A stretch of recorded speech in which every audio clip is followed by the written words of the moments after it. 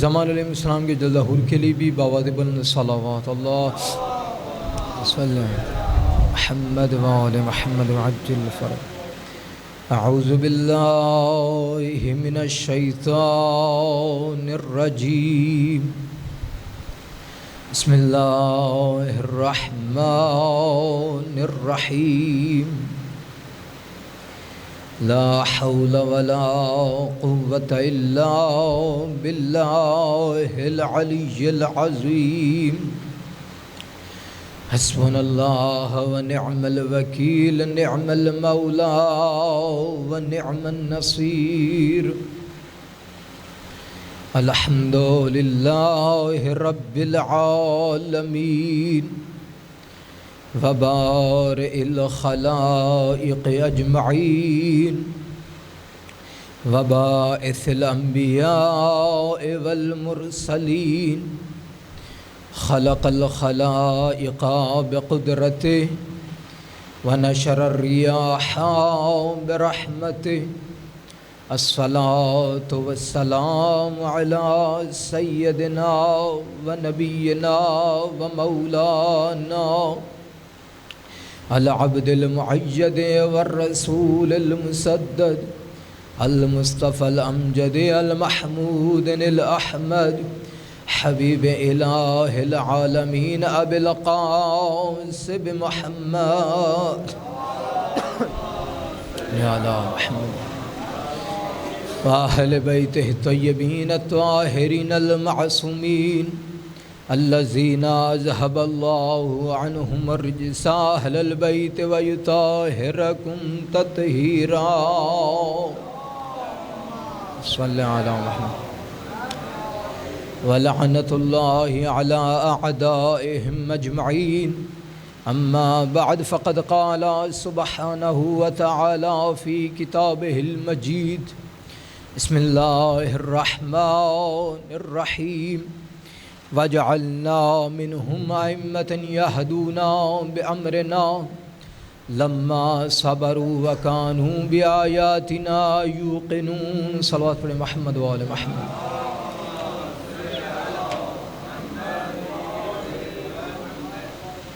عزیزان، آج گفتگو کا چوتھا حصہ، آپ جیسے جانتے ہیں کہ شروع سے میں تقریباً 4 سے 5 منٹ جو اپنا فریضہ ہے اس کو میں ادا کرنے میں لیتا ہوں۔ آج بھی ایک جس میں تھوڑی سی ہمیں اصلاح کی ضرورت ہے ہمارے حوالے سے،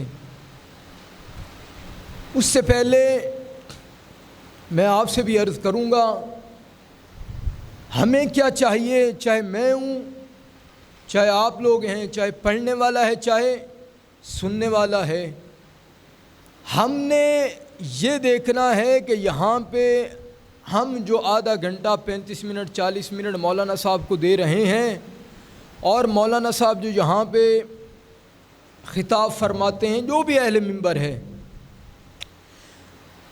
اب وہ سمجھے کہ میں جو ان کا 40 منٹ لے رہا ہوں، آپ کا 40 منٹ ہے، 35 منٹ ہے، 30 منٹ ہے، لیکن جو میں نے اس چیز کا حساب دینا ہے وہ کتنا دینا ہے؟ 30 منٹ کا حساب دینا ہے؟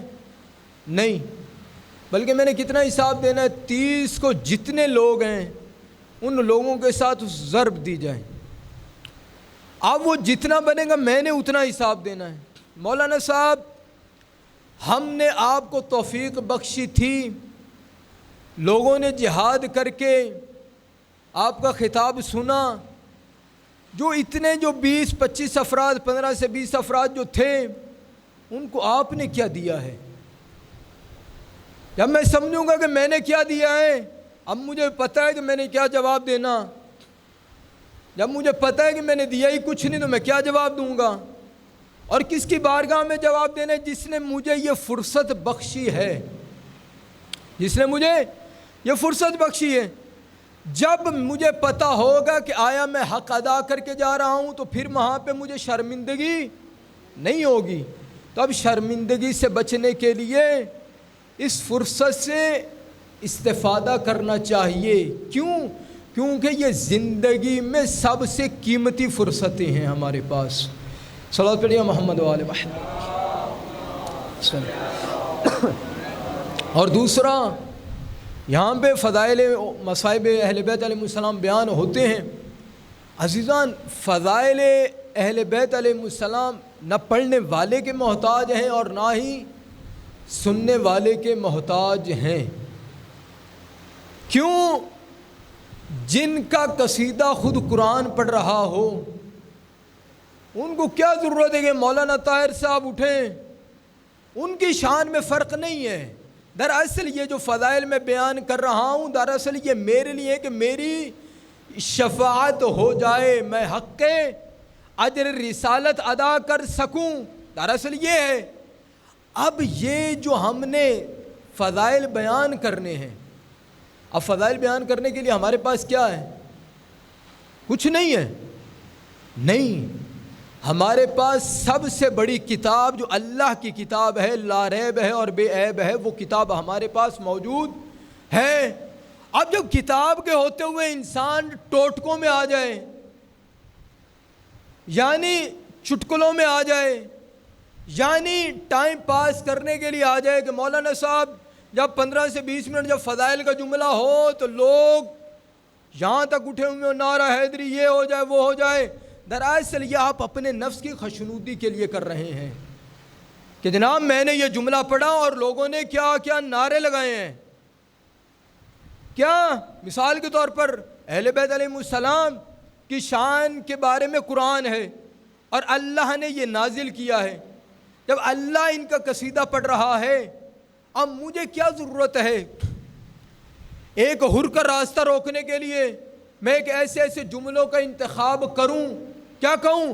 مثال کے طور پر میں یہ کہوں کہ فلاں کو پاؤں میں رکھو اور اتنی چیزوں کو ہاتھ میں رکھو, آپ کی گاڑی آپ کے کنٹرول میں رہے گی. عجیب فلسفہ ہے. یہ کہاں سے آپ نے اس چیز کو نکال لیا؟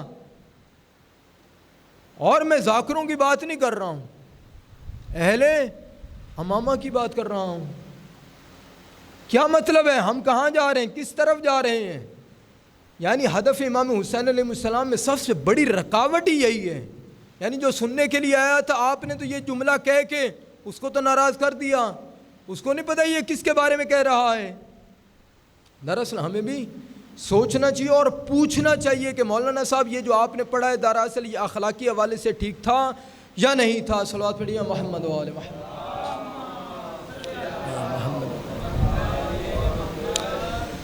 اب عزیزان, جیسے کہ میں معمولاً ابھی ایک آیت کی تلاوت کا شرف حاصل کرتا ہوں اور آپ ہر روز میرے ساتھ سن کے یقیناً ثواب کثیر حاصل کرتے ہیں.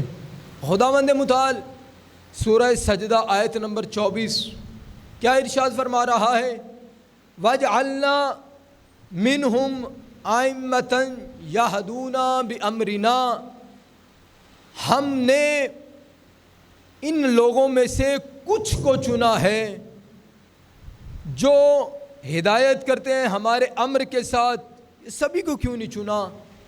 کیونکہ یہ اس قابل نہیں ہے. جو قابل ہے خدا اس کو چنے گا, جو قابل ہے خدا اس کو چنے گا, اور جو قابل ہوگا دراصل وہی ہدایت کرے گا. اب یہاں پہ ایک سوال, یہ خدا نے چنا کیوں ہے؟ خدا ڈائریکٹلی ہمیں ہدایت نہیں کر سکتا. خدا سیدھا آئے جناب یہ سیدھا رستہ ہے, آپ اس طرف چلے جائیے. اب خدا نے فرمایا کہ دیکھتا ہوں آپ میری بات کے اوپر کتنا یقین رکھتے ہو. اب میں نے جو قرار دیا ہے اب آپ اپنی بات کو سامنے رکھتے ہو یا ان کی بات کو سامنے رکھتے ہو؟ کیا مطلب؟ شیطان کہتا تھا اے میرا اللہ میں تیرے اوپر ایمان رکھتا ہوں, کیا اے میرا اللہ میں تیرے وجود کا قائل ہوں. خدا نے بھی فرمایا ابھی پتہ چل جاتا ہے کہ تو کتنا مجھے مانتا ہے. کیا مطلب؟ اے شیطان ابھی دیکھو میں ایک نمائندہ بنانے لگا ہوں, دیکھتے ہیں کہ تو میری بات کو کتنا مانتا ہے. دراصل ماننا یہی ہوتا ہے کہ جو وہ کہے اسے انجام دیا جائے. یہ نہ دیکھا جائے یہ کیا حکم دیا ہے, دراصل یہ دیکھا جائے گا کہ حکم دینے والا کون ہے. جب یہاں پہ یہ دیکھا جائے گا کہ حکم دینے والا کون ہے، پھر کام جو بھی ہو اسے کر گزرنا ہے۔ اسی لیے خدا فرما رہا ہے میں نے اب امام بنائے ہیں، یعنی ہادی بنائے ہیں، یعنی رہبر بنائے ہیں، دیکھتا ہوں کتنے لوگ ہیں جو میرے بنائے ہوئے کو قبول کرتے ہیں۔ صلوات پڑھیے محمد وآل محمد۔ اب یہ کتنے لوگ ہیں جو ان کو قبول کرتے ہیں، اور جو قبول کریں گے ان کو اللہ کی طرف سے انعام ملے گا۔ جو مجلس امام حسین علیہ السلام میں آئیں گے ان کو انعام ملے گا، میری طرف سے نہیں، بانی مجلس کی طرف سے نہیں، کس کی طرف سے؟ ان اجریہ الا علی اللہ، جس کا اجر خدا کے پاس ہے، جس کا اجر خدا کے پاس، اور خدا کے پاس جو اجر ہوتا ہے وہ کون سا ہے؟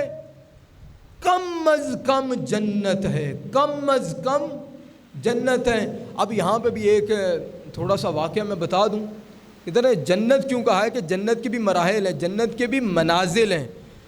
کچھ لوگ امام حسین علیہ السلام کے پاس آئے اور یہ فرمایا مولا ہم آپ کے پاس آئے ہیں، لیکن کچھ ہمارے دوست تھے جو معاویہ کے پاس چلے گئے ہیں، اور معاویہ نے ان ہمارے دوستوں کو بڑا مال و دولت عطا کیا ہے، بہت مال دیا ہے، اشرفیاں دی ہیں۔ مولا فرماتے ہیں آپ کو کتنا چاہیے اس سے بڑھ کے دیتا ہوں۔ جب یہ کہا نا، اب یہ جو سامنے بیٹھے تھے انہوں نے کہا مولا ہمیں مال نہیں چاہیے، مال چاہیے ہوتا تو ہم وہاں ہوتے، ہمیں یہاں پہ مال نہیں چاہیے۔ امام فرماتے ہیں پھر کیا چاہیے؟ مولا آپ کا ساتھ چاہیے۔ اب یہاں پہ مولا نے ایک مرتبہ اپنے سر کو نیچے کیا اور ایک جملہ کہا الحمدللہ رب العالمین، اور یہاں پہ پھر سر اٹھا کے کہا اے لوگوں، اے میرے چاہنے والوں، اے میرے ماننے والوں، اے میری مجلس سننے والوں، اے میری عزاداری کو برپا کرنے والوں، اگر میرا ساتھ چاہتے ہو، اگر میرا ساتھ چاہتے ہو، بالکل آسان طریقہ ہے، اگر چاہتے ہو نا میرا ساتھ تو کیا کرنا ہے مولا؟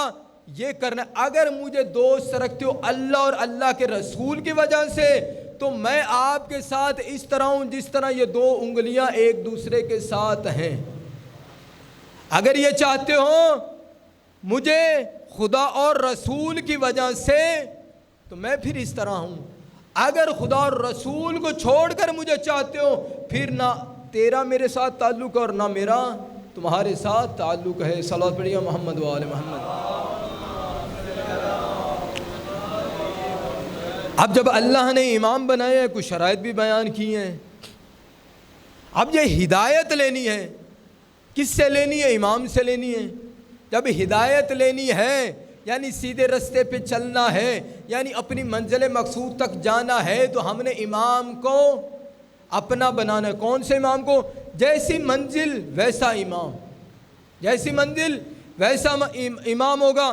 ہم جب نماز پڑھتے ہیں تو یہ بھی کہتے ہیں ایاک نعبد و ایاک نستعین، اے میرا اللہ ہم تیری عبادت کرتے ہیں، و ایاک نستعین، اور تجھ ہی سے مدد مانگتے ہیں۔ یہاں پہ بھی یہ جملہ ہے، جناب عجیب لوگ ہیں، ابھی کہہ بھی رہے ہیں کہ اللہ ہم تجھ سے مدد مانگتے، پھر کہتے ہیں یا علی مدد۔ دراصل یہ یا علی مدد کہنا یہ نہیں ہے کہ ڈائریکٹلی ہم امام سے مانگ رہے ہیں، ڈائریکٹلی نہیں ہے۔ اے میرا اللہ یہ تیرا نمائندہ ہے، اے میرا اللہ یہ وہی امام ہے جس کو تو نے قرار دیا ہے، یہ وہی امام ہے جس کو تو نے اختیار دیا ہے، ہم اس سے مدد مانگ رہے ہیں۔ اگلی آیت کیا ہے؟ اہدنا الصراط المستقیم، سبھی کہتے ہیں، سب مسلمان اہدنا الصراط المستقیم، اے میرا اللہ ہمیں سیدھے رستے پر ثابت قدم رکھ۔ وہ تو ہم کہتے ہیں کیونکہ ہم سیدھے رستے پر ہیں، ہم کہتے ہیں ہمیں ثابت قدم رکھ۔ کچھ برادران کہتے ہیں ہمیں سیدھا رستہ دکھا، کوئی اس سے غرض و غایت نہیں، ثابت قدم رکھ یا سیدھا رستہ دکھا۔ آگے کہ انعمت علیہم، اے میرا اللہ ان لوگوں کے رستے پر رکھ جن پر میرا اللہ تیرا انعام ہوا ہے۔ اب یہ کیوں نہیں ہم نے فرمایا یا اللہ نے یہ آیت کیوں نہ بھیجی؟ اے میرا اللہ یہ آیت کیوں نہ بھیجی؟ مومنوں کو یہ کہہ دیتا یہ دعا مانگو جو میرا اللہ جو تیرا رستہ ہے، اہدنا صراط اللہ، اے میرا اللہ جو تیرا رستہ ہے اس کے اوپر ثابت قدم رکھ۔ اللہ نے یہ تو کہا ہی نہیں ہے، کیا کہا ہے؟ اہدنا صراط المستقیم صراط الذین انعمت، یعنی کچھ لوگوں کا رستہ ہے جو اللہ کا رستہ ہے، یعنی کچھ لوگوں کا رستہ ہے جہاں پہ ختم ہوتا ہے وہاں پہ معرفت خدا شروع ہوتی ہے۔ اگر آپ نے معرفت خدا لینی ہے تو یقیناً آپ کو اسی رستے پر آنا ہوگا۔ جن لوگوں کا رستہ ہے ان لوگوں پر اللہ کا انعام ہوا ہے۔ مقابلے میں ایک اور رستہ بھی ہے، غیر المغضوبی، میرا اللہ اس رستے سے ہٹ کے وہ رستہ نہ دکھانا، اس رستے پہ ہمیں ثابت قدم نہ رکھنا۔ کون سا رستہ؟ غیر المغضوبی علیہم ولا الضالین، ان لوگوں کا رستہ نہ ہو جو گمراہ ہوئے اور تیرے غضب کا شکار ہو گئے۔ نیند کو دوڑانے کے لیے، نیند کو دور کرنے کے لیے ایک مرتبہ باوجہ بلند صلوات پڑھیں۔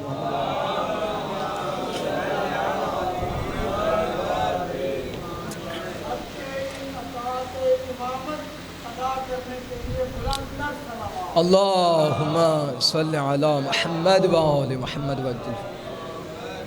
اب جب امام گئی، دراصل رستہ خدا کا رستہ ہے، دراصل نبی کا رستہ ہی دراصل خدا کا رستہ ہے۔ اس کا مطلب یہ ہے کہ جو بھی حکم خدا کی عدولی کرے گا اس کا تو ٹھکانہ جہنم ہے۔ حکم خدا کی عدولی، یہاں پہ یہ ہے کہ جو حکم نبی کی عدولی کرے گا دراصل وہی حکم خدا کی عدولی ہے۔ جو حکم امام کی عدولی کرے گا دراصل وہی خدا کے حکم کی عدولی ہے، یعنی یہ لازم و ملزوم ہے۔ اب یہاں پہ بھی ایک تھوڑا سا شکوہ، ہم اگر ایک ویڈیو دیکھ لیں، اکثر ویڈیوز آئی ہوتی ہیں تو ہم یہ کہتے ہیں کہ جناب فلاں غیر مذہب جو آ کے امام حسین علیہ السلام کے غم میں ماتم کر رہا ہے، گریہ کر رہا ہے، خدا کو نہیں مانتا، وہ یہ آپ کے مذہب کی حقانیت ہے۔ اگر وہ امام کو دراصل یقیناً مانتا ہے تو وہ ہو نہیں سکتا کہ اسلام کے علاوہ کسی اور مذہب کا وہ نمائندہ ہو، دراصل ہو نہیں سکتا۔ یا کیسے ابھی ایک جانور کی تصویر کی جناب عالم پاک کے نیچے ہے، یہ کوئی ہماری حقانیت کا ثبوت ہے؟ نہیں، یہ ہماری حقانیت کا یہ ثبوت نہیں ہے۔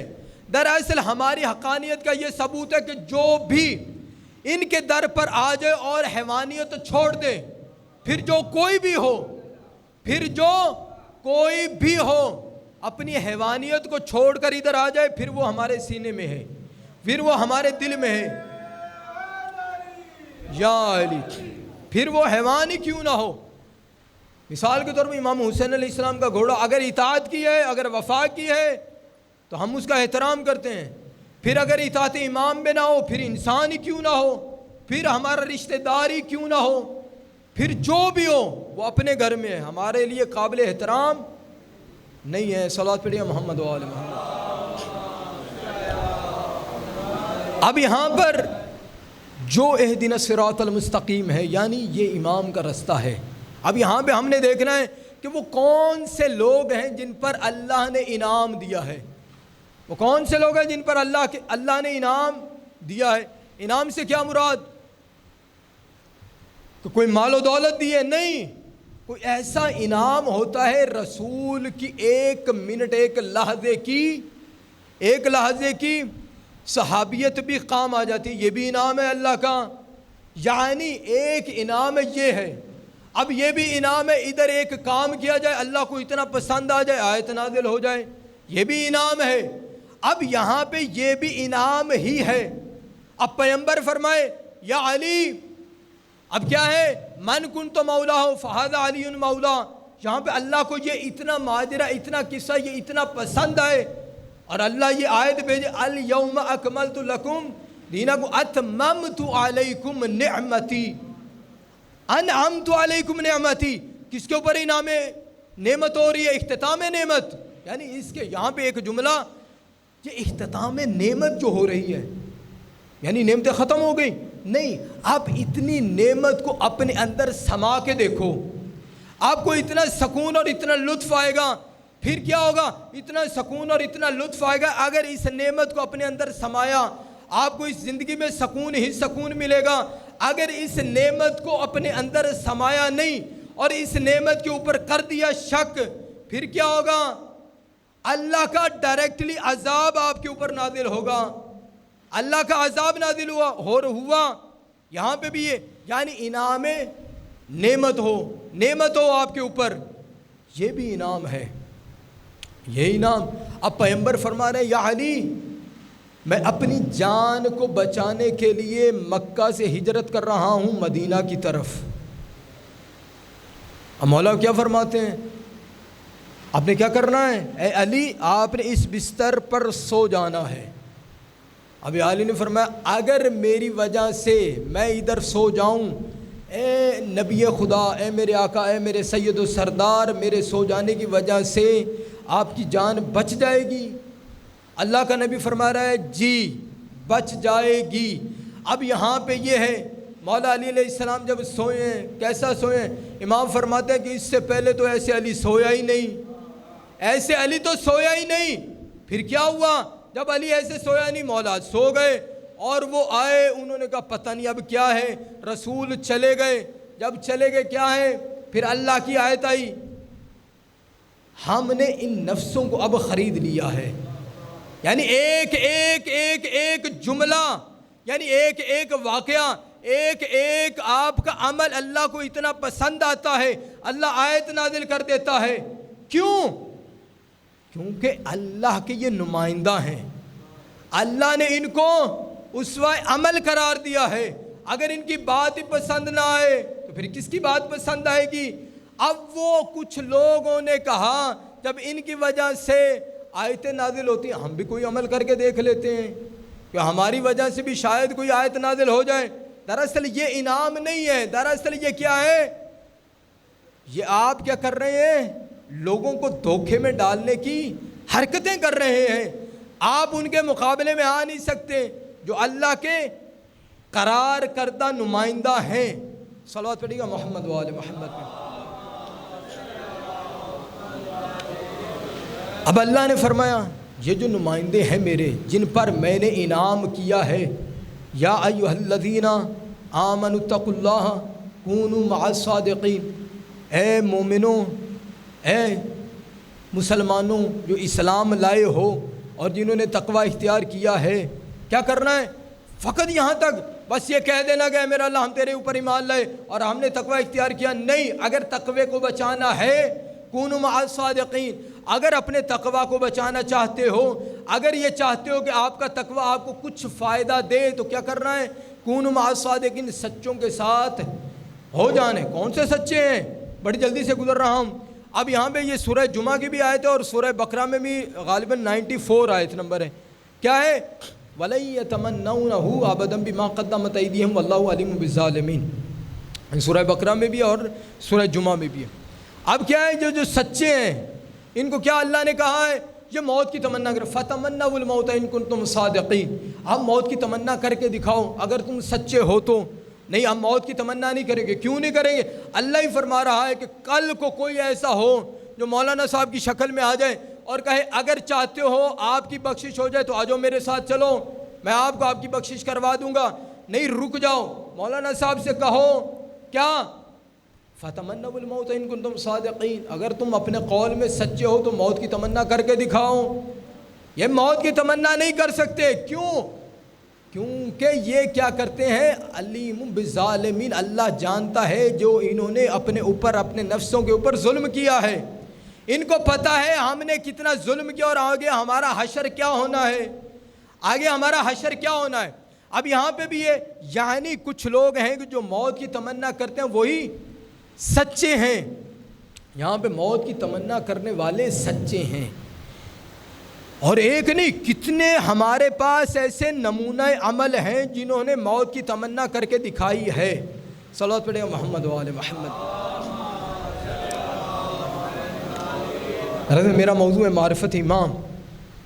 اب یہاں پہ وہی امام ہے, وہی سچا ہے جو موت کی تمنا بھی کرے اور ان کے در سے ہمیں معرفت بھی ملے. یہ ایسا ہو نہیں سکتا کہ ہمیں معرفت نہ ملے۔ اب یہاں پہ ایک واقعہ، نادر شاہ کا نام تو آپ نے سنا ہے، بادشاہ گزرا ایک، امام رضا علیہ السلام کے حرم کے باہر خیابان شرادی پہلے چوک میں ہی اس کی قبر ہے، خیابان شرادی کے اوپر میدان شہداء کے ساتھ اس کی قبر ہے۔ اب جہاں اس کی قبر ہے، یہ بادشاہ تھا، یہ اس کا گزر ہوا امام رضا علیہ السلام کے حرم کی طرف، اس نے دیکھا کہ امام کے حرم کے باہر، یہ جانتا نہیں تھا کیا ہوا، کچھ لوگوں نے جو ہے نا وہ مانگنے کا، فقیر وہ بیٹھے ہیں بڑی مشکلوں میں، کسی آنکھ نہیں ہے، کوئی کسی مشکل میں، کوئی کسی میں، مانگ رہے ہیں اب ظاہروں سے، جب ظاہروں سے مانگ رہے ہیں، اس نے کہا یہ کون ہے، جانتے ہو کہ کس کے در کے باہر بیٹھے ہو؟ جی کون ہے؟ جی رسول کا بیٹا جس کا نام ہے علی۔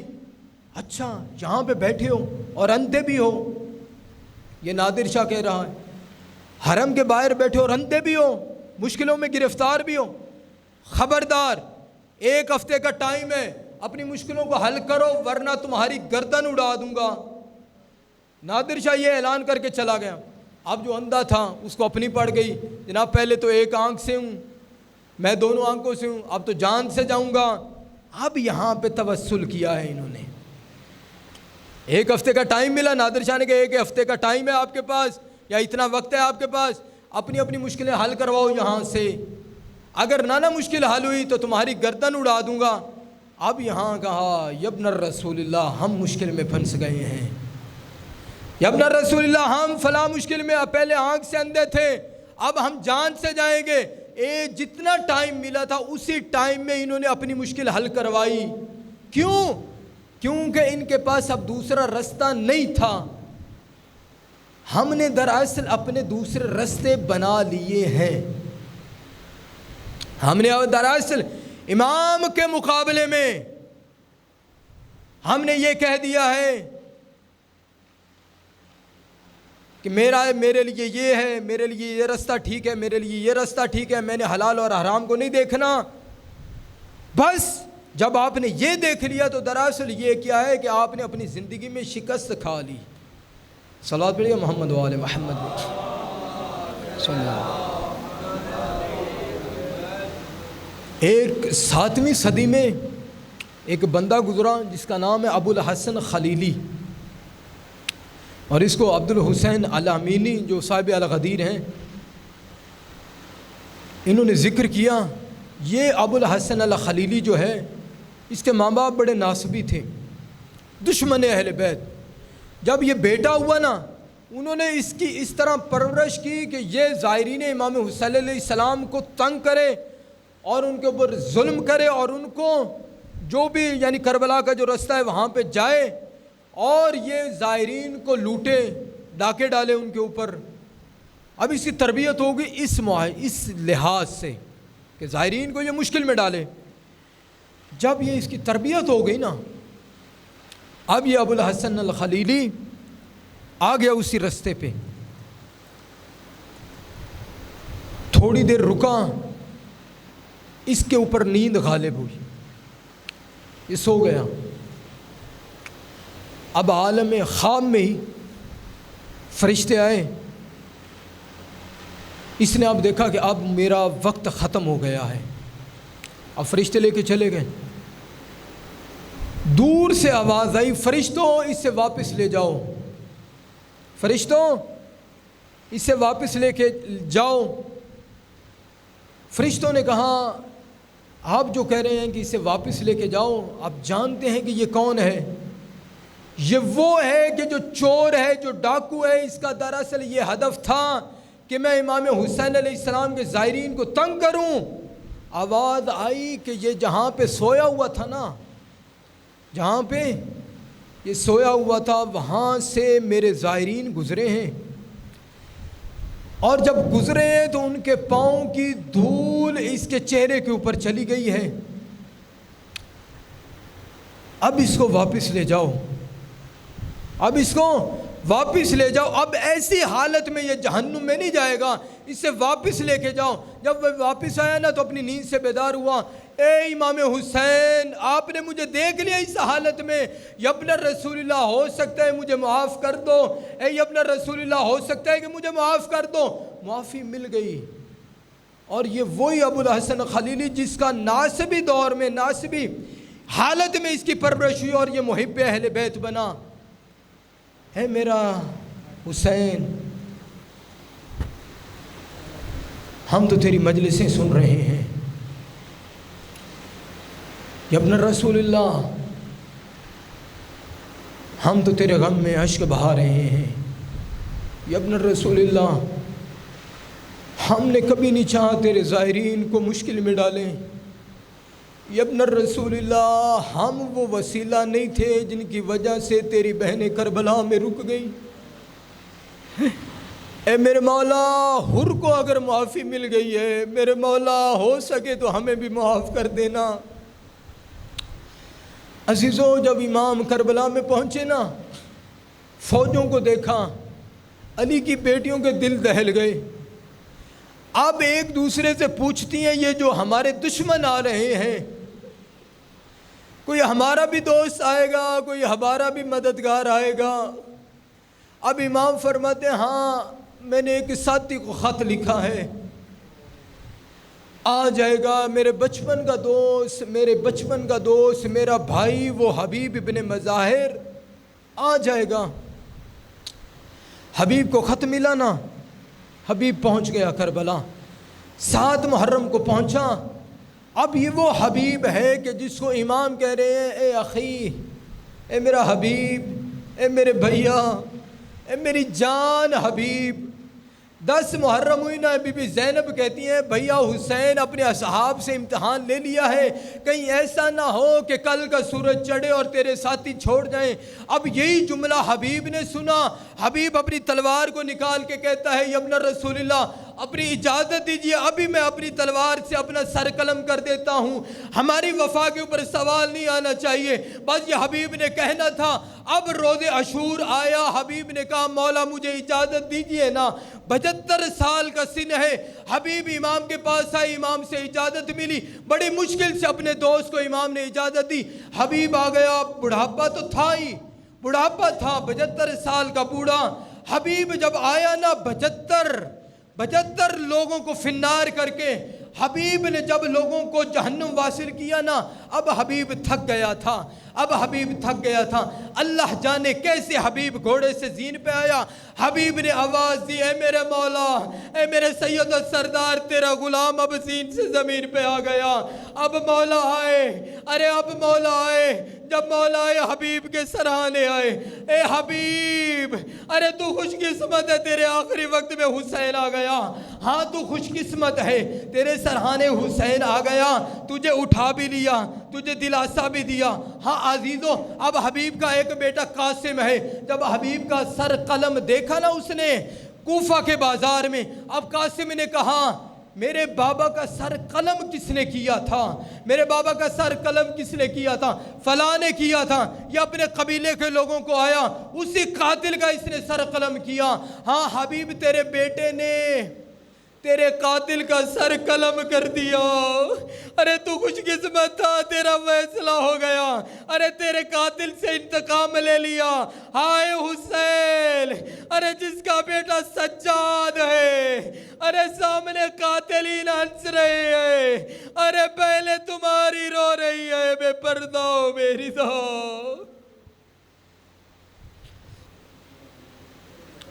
الا لعنت اللہ علی القوم الظالمین وسيعلم الذين ظلموا أي منقلب ينقلبون۔ میرا اللہ محمد و اہل بیت محمد کی عزت عظمت کا